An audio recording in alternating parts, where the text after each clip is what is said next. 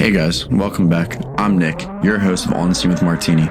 Make sure to like, comment, subscribe, and don't forget, you are the scene.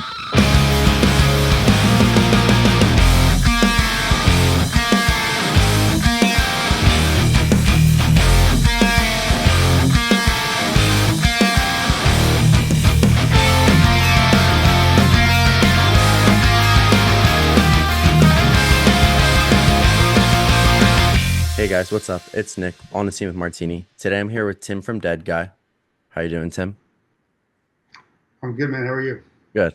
Before we get started, I just want to say a huge thanks to our sponsorship today with Day in the Life Records, located in downtown Lancaster. Check them out. They have a good selection of hardcore, punk, and everything alternative music.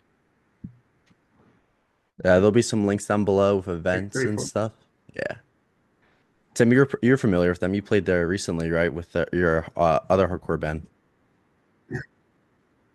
Yeah, I played there with Bitter Branches, and I've just been there a couple of times. I don't go to Lancaster all that often, but Tom B, I can never say Tom's last name. He used to work at Revelation, and now he's just an independent designer, and he's connected with them somehow. So that's how I met them. But they're great. Absolutely. I love all indie record stores, as much as possible. Yeah, especially ones that really promote like the hardcore and punk brand in general. Also helps for sure. For sure. So I guess we'll just kind of get started on what was your like introduction to like heavier and harder music? um, So when I was like probably in like junior high, my older brother he's 4 years older. He was into things like Sex Pistols, Clash, Black Flag, Suicidal Tendencies, Dead Kennedys, that kind of stuff. So I got into that stuff sort of through osmosis, right? Just wanting to be listening to the same shit my brother listens to, right? Um, and Dead Kennedys and Suicidal are what sunk their hooks into me, especially Dead Kennedys though, with the graphics and everything. And I don't know, Dead Kennedys is like so catchy and stuff. And then as far as like actually like what I consider hard, that would probably be Black Flag Damage. To me is like a very sort of undeniably hard record. When I first heard Black Flag, I think on the Let Them Eat Jelly Beans comp. I probably heard TV Party and stuff like that, like the catchy stuff. But once I heard their sort of brutal stuff, yeah, that was a turning point for me too. And of course, Minor Threat and everything on Discord back then. So like when you were first starting out, then you were more into like the punkier, especially like the UK scene, like with like Sex Pistols and the Clash. When you started to hear like Minor Threat, that was kind of like the newer, like that was that you were kind of was that they were still like new at that point, right? Like that was like a new scene that was just kind of emerging. Well, Minor Threat was established by the time I got into punk and hardcore. So to me, it was like the British stuff was like GBH, those kind of bands, Exploited, right? Mm. Then there was DOA, Circle Jerks, Dead Kennedys, Black Flag, Minor Threat. That to me, Social Distortion, Husker Du, those things all came, they were all like there. Um, so to me, they were all sort of contemporaries, even though, they're some, came before others, some led to the others. But yeah, so it was like all that stuff was sort of there at the same time. And I think I glommed on, so I sort of, I listened to a ton of Oi from England, like, and then and a lot of comps, like comps were great. Comps are how you like discovered all these different types of bands, right? So I was really into comps because you find, Butthole Surfers and Bad Brains and Dead Kennedys and all these bands would be on these comps together. So that was super cool. And then more I would follow like labels like SST or Alternative Tentacles or Discord, and that's how you'd sort of figure that shit out, right? Or you read Maximum Rock and Roll and you find out stuff. Yeah, when your first band wasn't Dead Guy, you were in a few before, but after those, Like, how did you kind of get into forming Deadguy? Because I remember reading an article about how you didn't, after your previous bands, you didn't know if you were ever gonna like really be in a band again. Yeah, I mean, like I came up in the scene during like the New York hardcore heyday, like the mid '80s to late, early '90s. All those bands, CBGBs and stuff. And so you always sort of daydream about being in a band. If you go to shows every weekend, I was doing zines. I knew all the band guys, and everybody seemed to be forming a band every 2 minutes. Um, it was like musical chairs. So my first band was No Escape. That was like 1989, I think that forms. And did it for a couple years. Toured the country, made was on comps, did the whole thing. But you weren't thinking like back then. You didn't think you were going to do this. Like you didn't really think about like, oh, I might be doing this in my 30s, 40s, 50s. Like you just didn't think that way. So, and I don't write music. I write lyrics, and I maybe can help arrange songs. But so like when I'm not in a band, it's not like I'm sitting there on my guitar collecting riffs. You know what I mean? So it's Yeah. like when I was done, I didn't necessarily, I was going back to college. I was always super into graphic design too. And I thought maybe it's funny when No Escape broke up, I was like going to start another zine. And then I just ran into Dave, the drummer from Deadguy. I just ran into him in New Brunswick, New Jersey, where I was going to school, which became this new hotbed for another wave of hardcore, right? So I just sort of stumbled into it, sort of Forrest Gumped my way into, me and Dave started jamming on some things. We were in a band before Deadguy with some other dudes. It's called Pop Gun. We played one show, played 3 songs. Um, the guitar player couldn't understand my type of singing though, so that was short lived. He kept trying to stop me during practice and like help me figure out melodies or something. I was like, this is not why I do this, right? Like I'm not interested in that. Yeah, Um, no one's interested in melodies really, and when you're singing like that, I feel like. yeah, I mean, and but I get where he's coming from because we were just sort of thrown together. So I was like, well, that's not working. And then, so I just didn't. It wasn't this thing where it's like I must be in a band because that's who I am. Um, and like with No Escape, like grunge happened. And I hate the term grunge because that's like it's a media placed word. It's just good music was coming out of Seattle, right? Yeah. And the guys really wanted me to sing like a Seattle, like Lane Staley or something. And the guitar player is sort of convinced we could be rock stars if I could just sing like Lane Staley. Um, so that was like why we parted ways, somewhat amicably. I was also moving, so it was fine. And so with Deadguy, I was just like, well, I'm not going through that shit again. So I need to be with people who just want to. And I was like, sort of just bummed out with the whole hardcore scene. Everybody was sort of getting very Smithsy, very stylish and polished. And I felt like everybody's sort of aiming for the approval of record labels and that kind of shit. And I just couldn't stand it, right? I was like, people need to come to us on our terms, right? We owe. Yeah. So Deadguy, we were just all on the same page in that regard. Um, so that's how that works.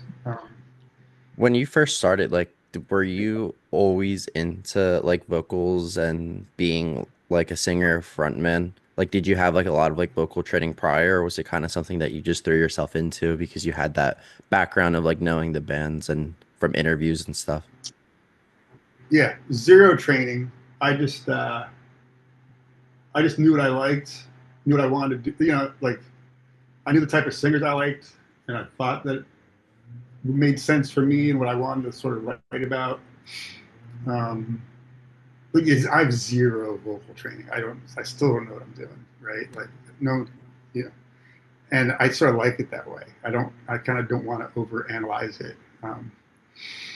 I feel like I understand the structure of a song, and I understand sort of landing spots, and Deadguy is really good for that because it's sort of chaotic. Like we were sort of figuring this chaos out together, and we sort of just were like, well, if we can just stick the landing in certain parts of the song, we're good, right? And then we can go crazy. We can stick the landing, go crazy again. And so that opened me up lyrically and stylistically within this sort of screaming approach. Um, but it's all made up. I don't know. There's no one to teach me this shit. Right? I took one vocal lesson once, and like they were trying to relate me to like Bruce Springsteen because like they couldn't figure out what I was trying to do, and I was like, I give up, right? Because I thought maybe at least for breathing or whatever. Um, but yeah, no, it's all. Now it's more like I'll commiserate with other heavy singers if I need advice or like how am I going to survive 7 shows in a row? So I'll reach out to people I know, that kind of thing. That's more for like drink tea with honey kind of shit, right? Yeah. Did Yeah. like was there anything that like you found that like worked for you coming back after like 25 years putting out a new album? I'm sure it's probably difficult. Like, did you keep up with like your vocals throughout that time too? Uh, the band Bitter Branches, that's like my other sort of project band, that kept me in practice. Like I was practicing once a week, and so it's like running, where it's like the more you do it, the better you are at it, right? And the more time you take off, the more you suck at it when you try to do it again. That's exactly how vocals are for me. So it's like I need to find a place to kind of cut loose once a week to kind of, it might be my car, right? Like it's just somewhere to kind of keep that broken in. Um, so it's funny because I find that the more I use it, the better it is. And like I found with like we've done some mini tours where it's like I find 3 or 4 shows in, my throat starts to get the memo, and it starts, But there's like a painful threshold to get through. And mostly my thing is like I don't want to have a weak voice for any show ever because I feel like it'll bum me out, it'll bum everybody else. So like that's what weighs on my mind and why I'm trying to, why I try to figure out what's the best way to, you know, talk with Jake from Converge. And he's like, dude, you might have to just not talk to people the day of the show. They're going to think you're aloof. But if you want to put it out all on the stage, that might be what you have to do, right? Like, he has all these tricks because he's done this forever, right? I mean, um, Yeah, I so was gonna ask, did you ever have to go in like vocal rest or anything, or no, no, thank goodness.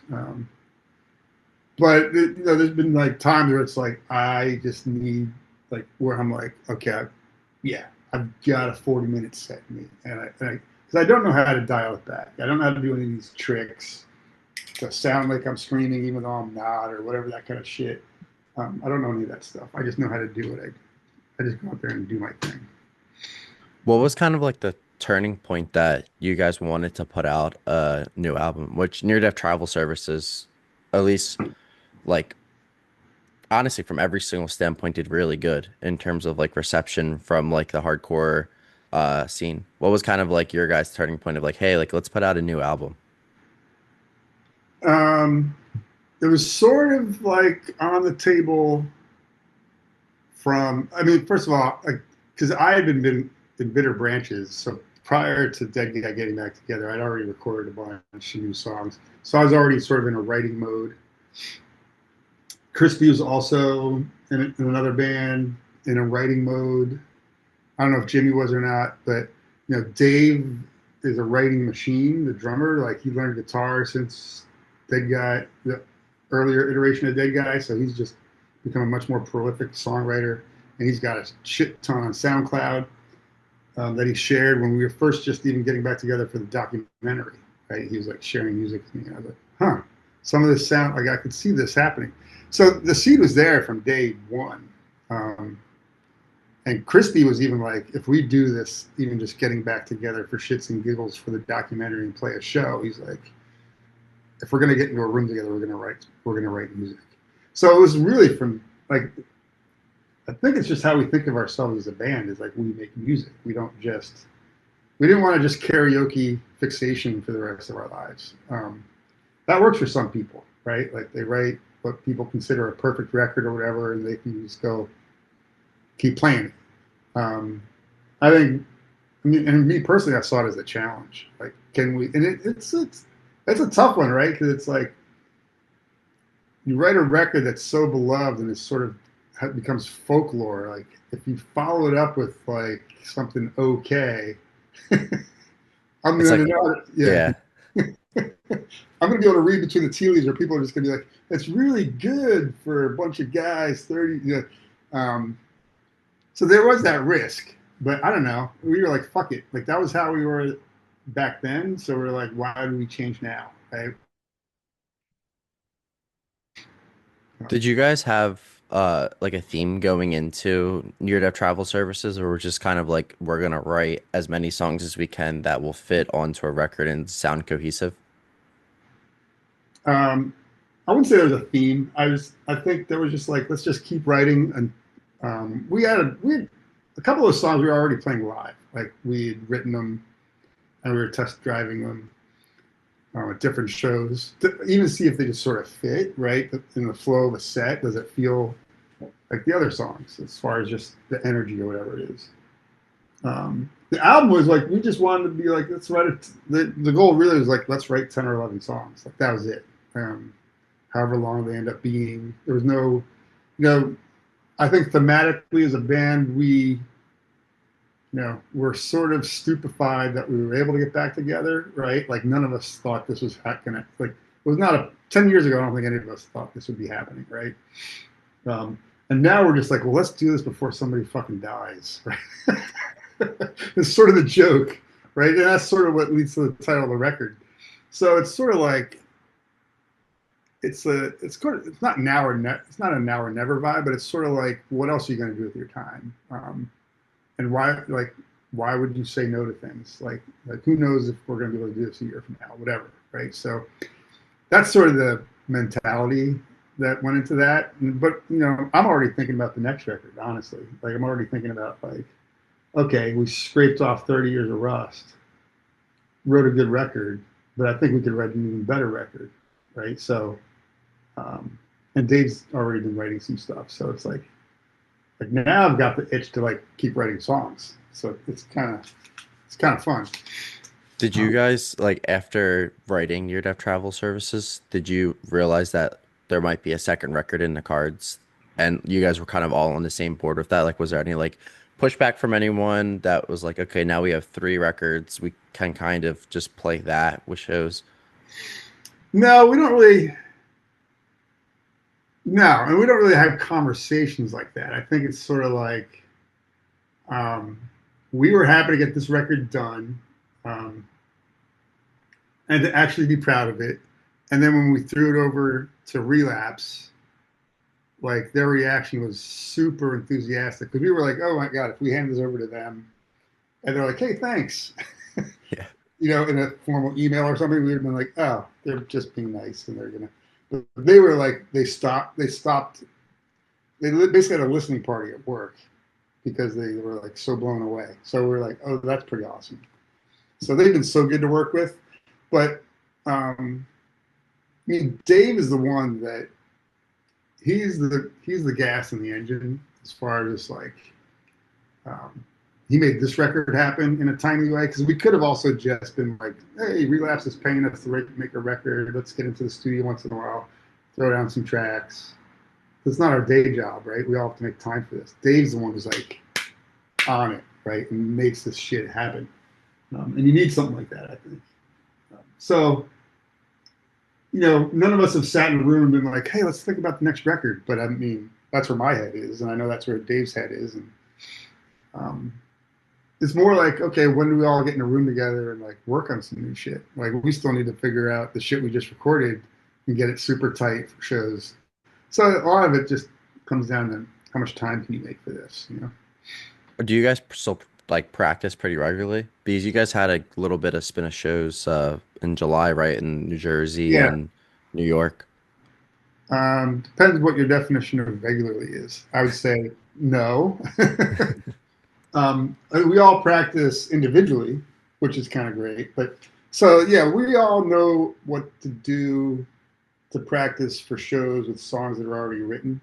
But to write new material, then we have to get more disciplined about getting in a room together because you can only do so much by just trading files and stuff like that.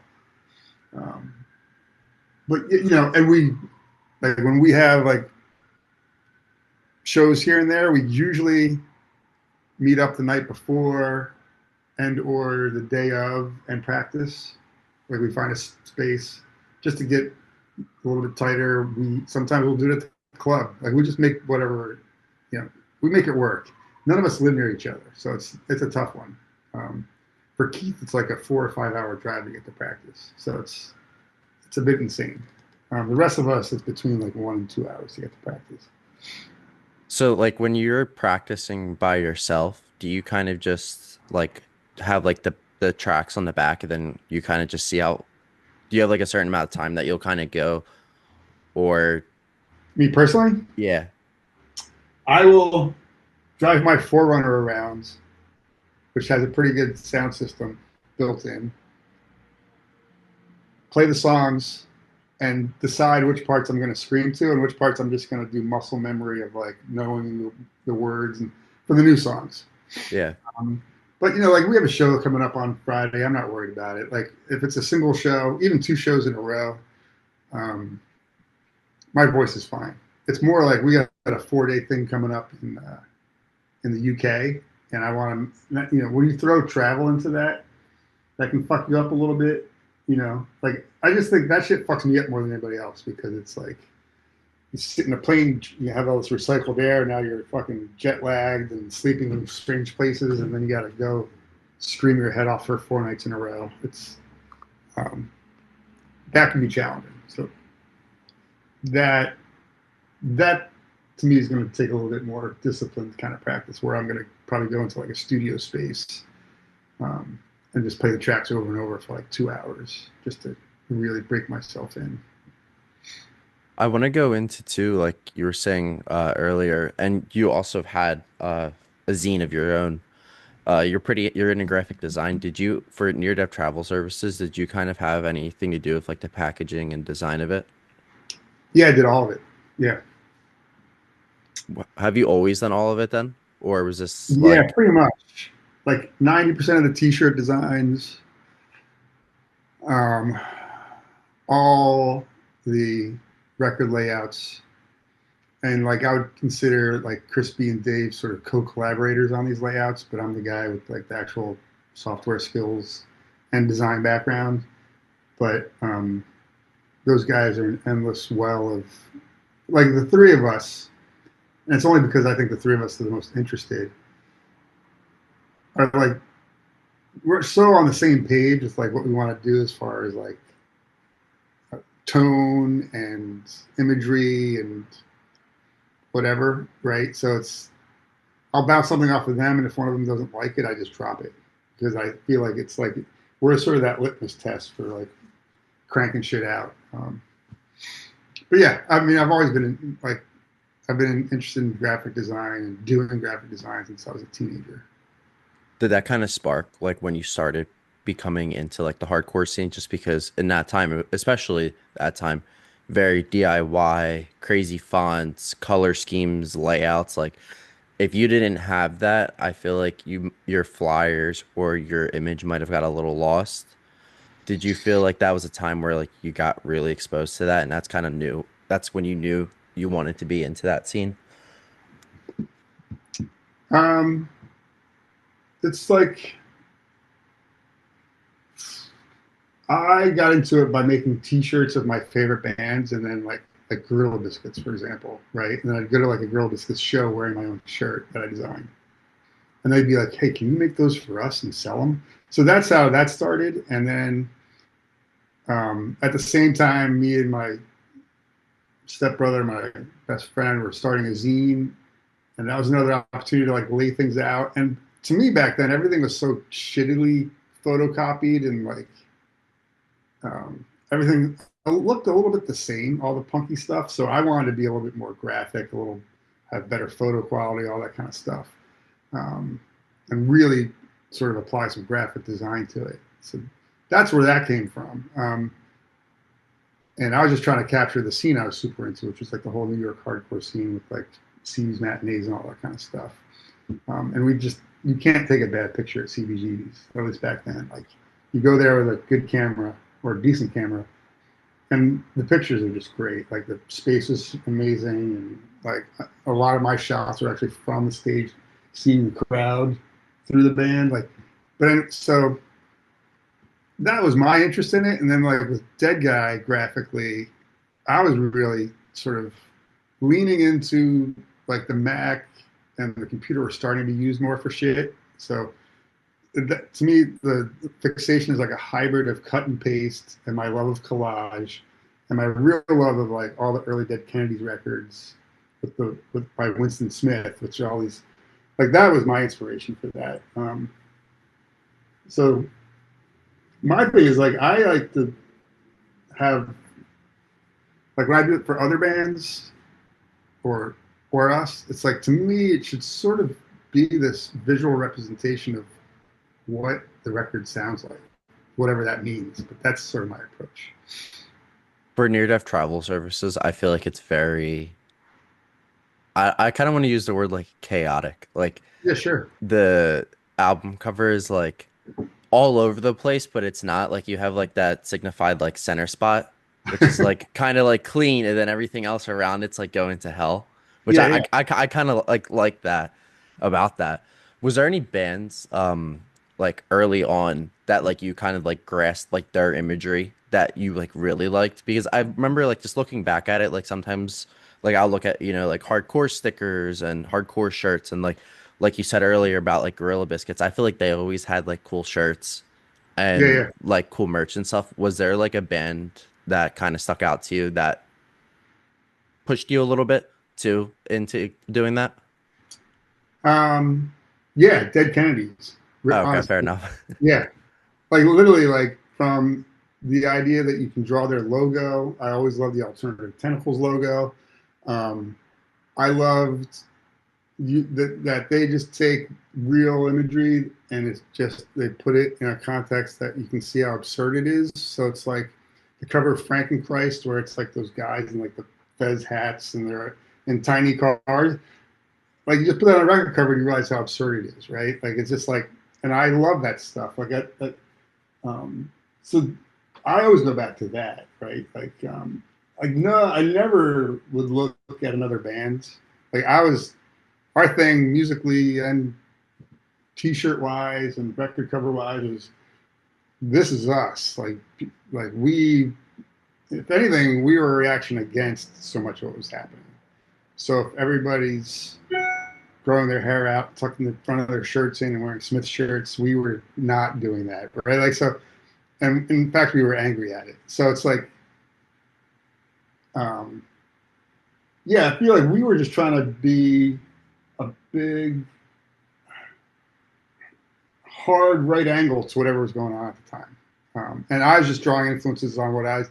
To me, I'm like, all those early bands I just mentioned to you that got me into hardcore and stuff and punk. Bad Brains, Big Boys, Black Flag, DOA, Circle Jerk, Minutemen, whatever. They all sound different. They all have their own identity. And then I felt like everything was getting, in the current scene, I felt like there's so much was just getting homogenized and everything was just predictable. Like I could listen to a band and like know when the singer was going to jump or when there's going to be a mosh part or whatever the fuck. I was just like, this is just fucking boring. So a lot of what Deadguy to me was, I was trying to harken back to like before that when shit was really interesting, and every band was super different, and there was no uniform, and there was no certain look that defined things.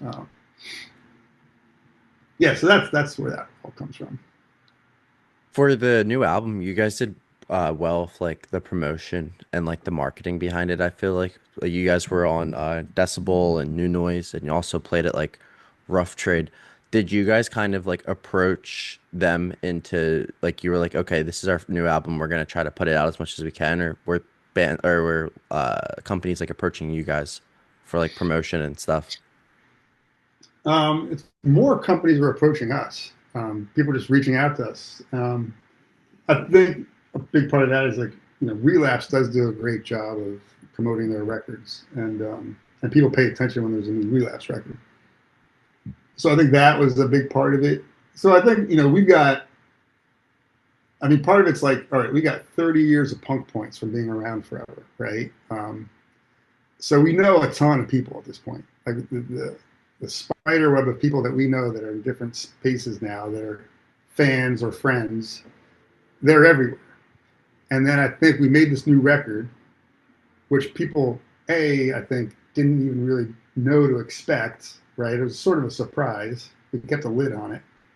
And then B, it was met with all this sort of critical acclaim slash disbelief. Like, how the fuck, um, and we just, yeah. And so, so I think that all played into it. And then, like, with Relapse, like, literally, we talk to them like once a week and we discuss, like, here's this opportunity, here's this opportunity, these people want to reach, because that's a lot to keep track of sometimes, where it's like with you, right? You went through me.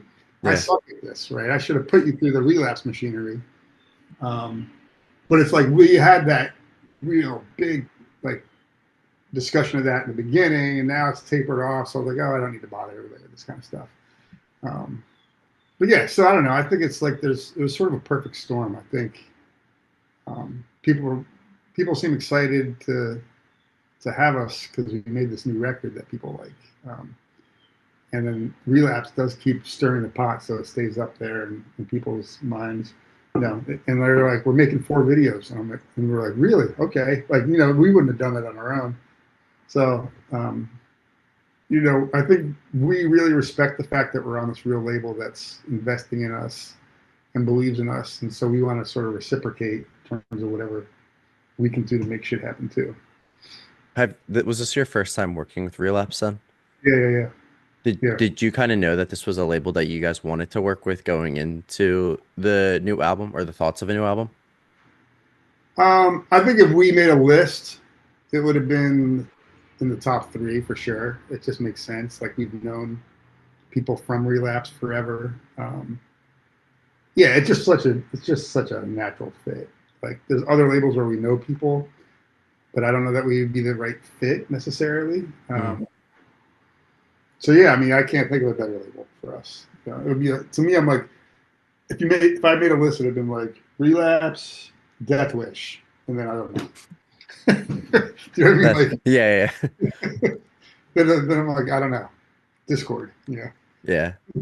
For like Death Wish and Iodine, you guys were on the Dogs of Hope comp, which you were saying earlier about how you love comps. I feel like that was a really good comp and very diverse. Like it was cool to see like Kill Switch Engage and then, Yeah, Walter doing his own thing, you that's guys, really and cool. then one of my personal favorites upcoming is Drought. Like I love Drought. They're like one of Yeah, my favorites and that they were also on that.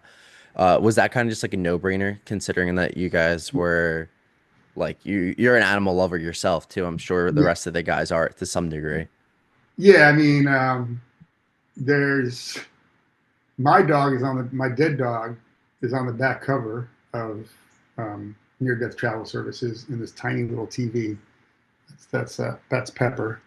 Um, and like Dave's dog is on a sticker. Like, so we're dog lovers, right? Like, so we put our fallen heroes on the record. Like Pepper and Mr. Jones are 2 dogs of ours that, since the band got back together, passed away. So we're total. And Crispy's got a couple of dogs, and Keith has a couple of dogs. So we're just, there's, that was a no-brainer, right? And I'm a bleeding heart vegan, so I'm like anything to help animal.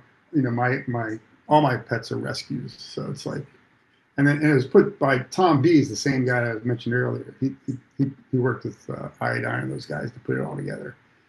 Um, yeah, so and then we gave them the tracks, and they did some sort of slightly darker version of, I forget what song, but the Makeshift Down Smasher might be. But yeah, it's cool. I'm psyched about it. That Like, was a really nice too. Like, sorry to cut you off, but for the Dogs of Hope, like, I am not great at it, but I also do love design, and I felt like it was very well designed. Like, just in yeah, terms of like layout, vinyl that's Tom. color. You know what I mean? Yeah, Like, I totally agree with that. Was there like anything like when you're putting your project into someone else's? obviously you had a lot of control over that kind of stuff in your bands and your past projects. Is it kind of hard for you kind of letting someone else take the reins or in terms of like visionary, like maybe not being what you want or like what to represent Dead Guy the way that you want it to be represented? Um, no, not really. Like I'm at the point now. I've created so much Dead Guy content that I would be excited to see.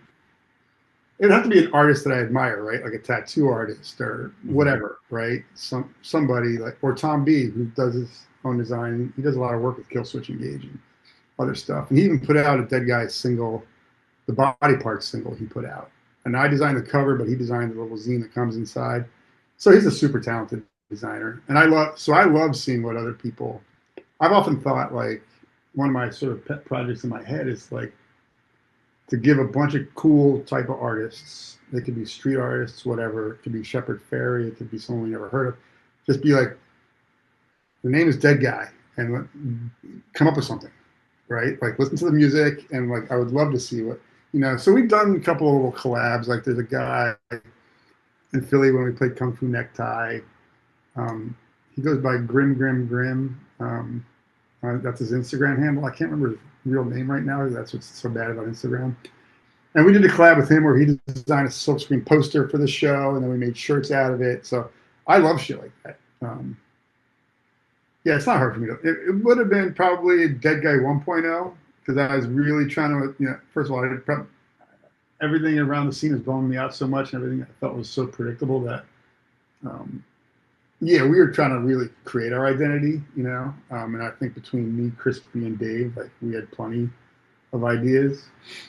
Now it'd be sort of fun to see what people come up with, right? You have your own brand with Famous Creative.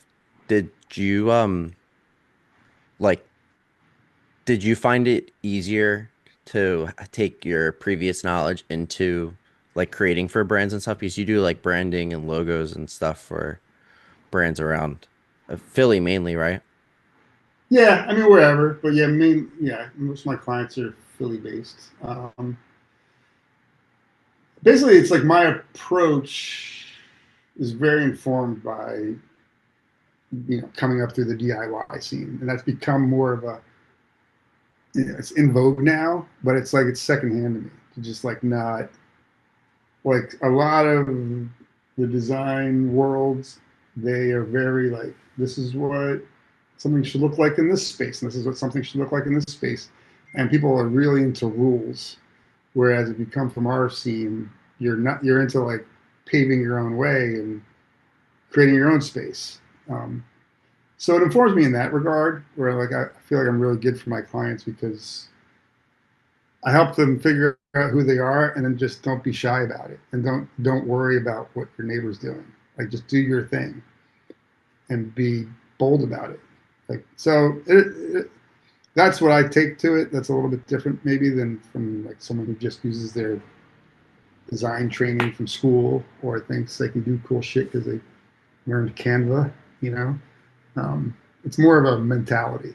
So yeah, it helps. I mean, it helps me stay interested. So I'm not interested in just cranking out boring shit for agency X or whatever. When you were like first starting, was it mainly more just like drawing and stuff now that and then now you have more of a digital aspect to it? No, I did a little bit of illustration for my first zine, but I'm not good at it. So it's more. Um, it went from X-Acto knives and cut and paste and glue and finding shit in books and cutting it out or press type and that kind of thing. And working in photography, and those are all the toys. And then once I got on the computer when I went to Rutgers, same approach, but I could just scan shit now and then Photoshop and do a little bit of that. But it's this it's the same approach. I do everything sort of the same, but now I do a lot more digitally because it's just quicker and easier. But like for the Dead Guy record, a lot of that's like street art, like where I just walk around in the city, I take pictures of like shit on the sides of walls, or I still have all these ancient books, and I'll like take pictures from those and do shit with it. So it's sort of the same process. It's just now I might use my iPhone to take a picture of a magazine and then pull it into something, that kind of thing. Is there any bands like visually like now that you really have like their like aesthetic or the like logo or typography that they've been going for that Um, I will say the first thing that pops in my head is Radiohead, honestly, where every record has a sort of different look. Like I like that. Like I don't hmm necessarily want there to be like this is the band's logo and you're stuck with it like you're some corporation or something. So I like that's the kind of shit I like. I'm trying to think of like Jake does really good stuff with Converge. I'd say. I mean, the most recent thing that blew me away was the Converge Coalesce live at CBGB's. Have you seen this? I just saw it today actually. It looks great. No. Yeah, fuck. Like, so It that's looks really cool. great. Yeah. So that to me is the most top of mind. Like, I saw that, and to me, it's like when I see that, and I'm like, fuck, now it makes me want to do better on the thing I'm working on. Like Yeah. that, resets the bar. You know, I'm like, oh man, even like the sleeve is on black paper, and he thought about that. I'm like, that's fucking great. So um, I was just gonna make a comment about that because I'm a huge record collector. Like I love collecting physical media. Like that is a spitting image of like someone that actually cared about the product that they're putting out. And the price point isn't insane compared to like you have like one band that puts out a 7 inch and the quality's awful. And it's right, just a paper inner sleeve with no liner notes and it's like $20. And it's like, what do you yeah, mean it's $20? Like, right, but this was like I love like the inside too, being brown and yeah. kind of keep like even stuff like that, like it just gets me going. Well, And the vertical gatefold too. I was like, shit, because I've done a yeah, couple of gatefolds recently. I'm like, that's cool. I didn't think about that. Right? yeah. That's And like, not a lot whoa. of people do that either. Yeah, I'm into gatefolds lately because it's like, um, because then you still are just interacting with the record itself. You don't have to pull the booklet out necessarily. I'm like, that's fucking cool. Um, yeah, uh, and I'm working on like a reissue of Fixation, like a 30-year anniversary thing. And I think I'm gonna, and like the Fixation LP the first time, there's like a single piece of paper in there, and I think it might have come with a poster too, which is cool. Mm, Now I want to make it a gatefolds and like take everything from the CD booklet and sort of work it into this gatefolds, so you see all the songs that way. Um, but yeah, I'd say Jake. Jake is consistently awesome at stuff, right? So as a contemporary, is fixation out of print or is it just it like is. I think so. Like we as a band put it out. I think like 1,000 of them a year or two ago. mhm. Um, and now we're working on getting some pressed in Europe and some pressed just on our own for here for a 30th anniversary kind of thing. When do you think that will be announced or released? Might be announced in like a month or so. Released, I don't know. I don't know how this works with like getting the vinyl done and all that kind of shit, but it's literally in the works right now. Like it's on me to share some files with Europe and figure out what's going to be slightly different about. Yeah. I can tell you this maybe in confidence. I'm thinking for the back cover of the European one, there's that live photo of us. Or is that there's some back of the booklet? Shit, he's on the back of the booklet.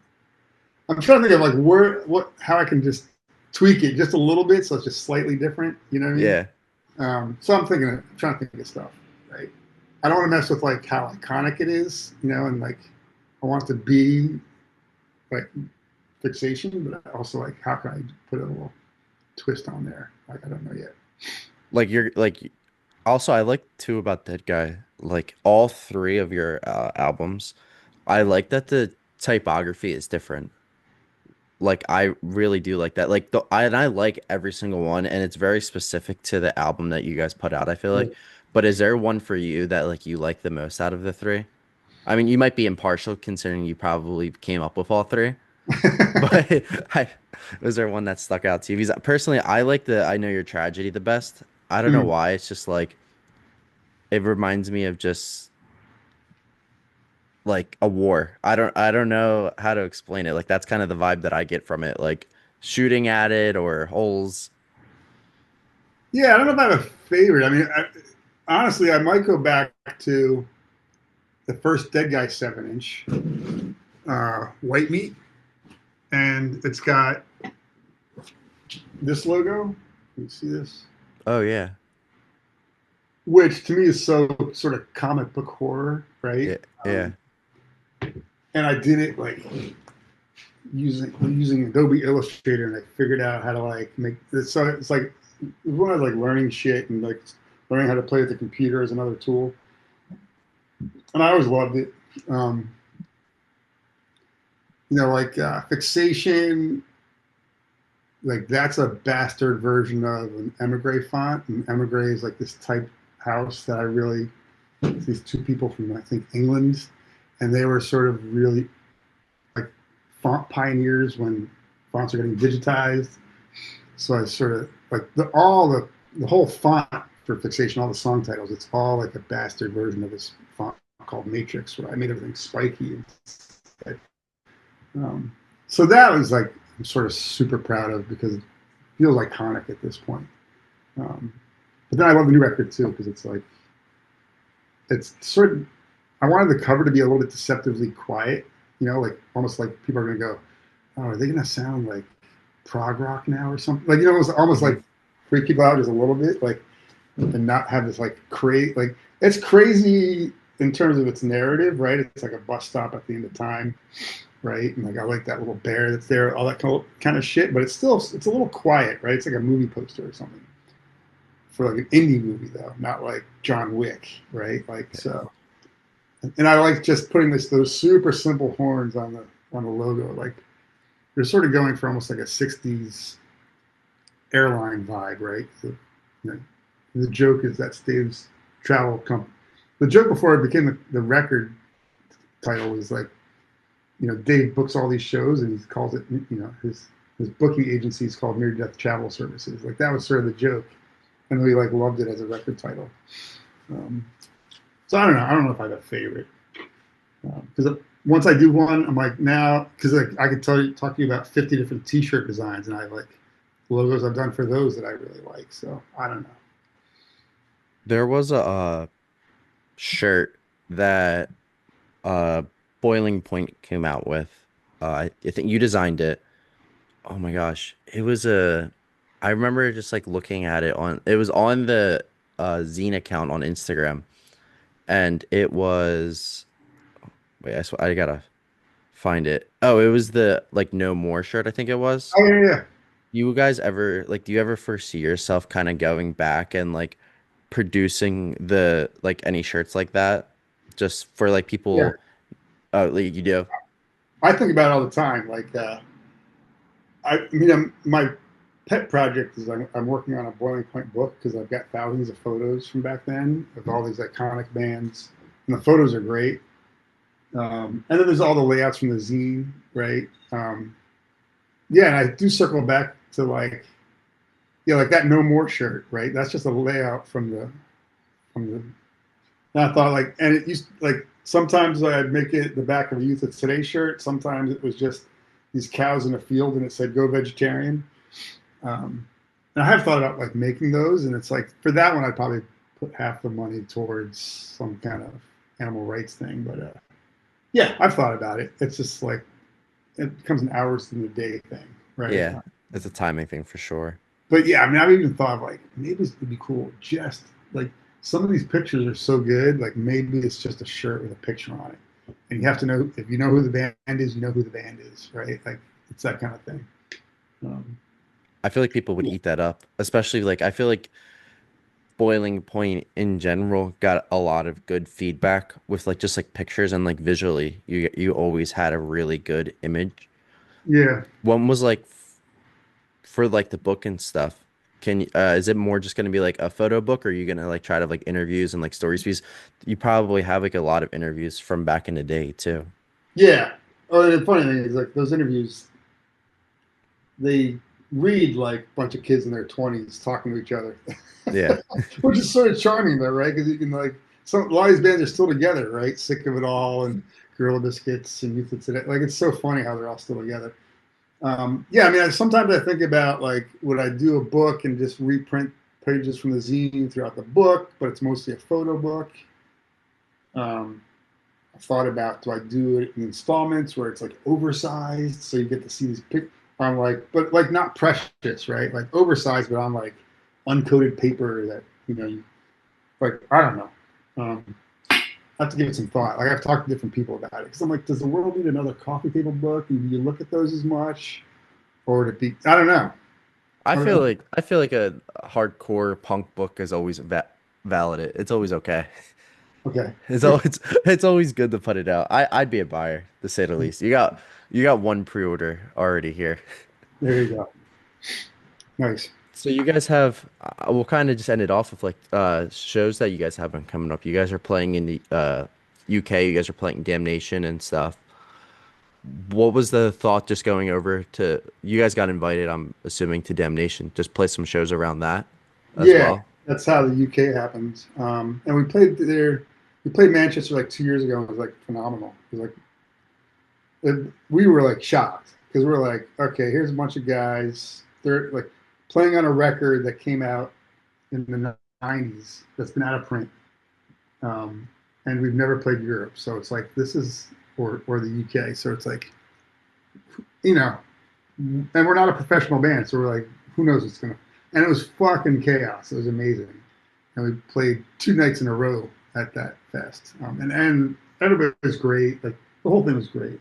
So I think we were just invited to come back, and now we work like we're working with Relapse. There's so many more relationships that help these things. Oh, I know that dude. Yeah, I'll just reach out to that kind of stuff happens now. Where before we were like, we don't know anybody necessarily booking these kind of things except for the decibel guys.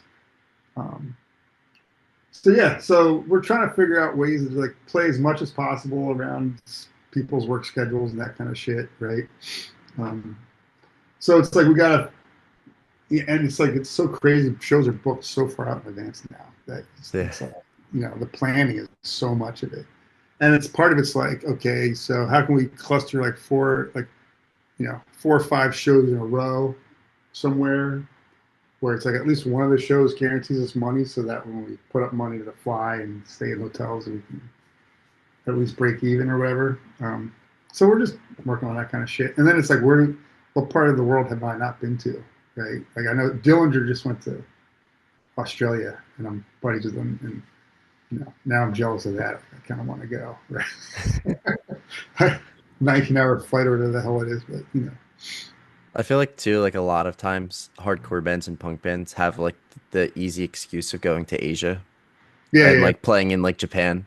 I feel like yeah. that'd be a cool experience too. Like when I see the shows in Japan, it's just chaos. Like for even like the opening band, like it's always chaos. That's great. We played there last year, 2 shows. Yeah, we did it just because I always wanted to go to Japan, and my wife and my son came.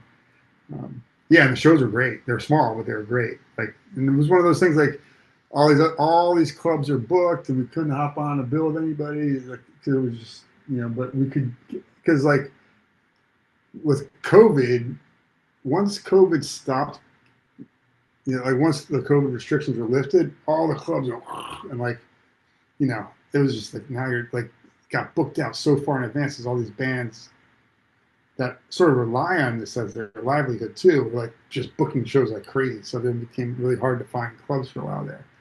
And now it's all sort of evening out. But yeah, Japan is awesome. I can't say enough good things about it. I guess I'll leave you with one more thing. Is it like what can we expect with Dead Guy in the future? Like what's your guys' next step? Is it more shows, recording a new album? Yeah, I mean, in the near future, just lots of shows. We're just gonna, we feel like we've played the New York, Philadelphia, New Jersey area a bunch. Um, So we're gonna try to team up with bands like Pig Destroyer, bands like that, right? I don't know. We should play more shows with Dillinger or Converge or whatever. Like, So I think we're looking for more opportunities to sort of team up with some bands, um, and just yeah, just get out of the tri-state area, right? So it's like Chicago, Detroit, Florida, California, like the Pacific Northwest, like I Mhm. think that as far as the states go, like that's what we're aiming to figure out how to do that kind of stuff. Um, yeah, and then who knows? Like there's so many fests I can't even keep track. You know what I mean? South America or Asia or whatever. Yeah, we're pretty much game for everything as long as our schedules work out. So we're just looking to play out as much as possible. Well, I Yeah, feel like that's a good outlook on it for yeah, sure. yeah. Well, thank you so much, Tim, for coming on. I really appreciate it. Yeah, no worries, man. It's fun. So down below, guys, there'll be a ton of links for Deadguy. There's still a few pressings left. I know the vinyl sold out quickly. I picked up the indie exclusive, which the Splatter, which was my favorite by far. But yeah, make sure to check out on their Spotify, Apple Music, stream, like, follow. Yeah, and links below. Till next time, guys. Thank you. Peace.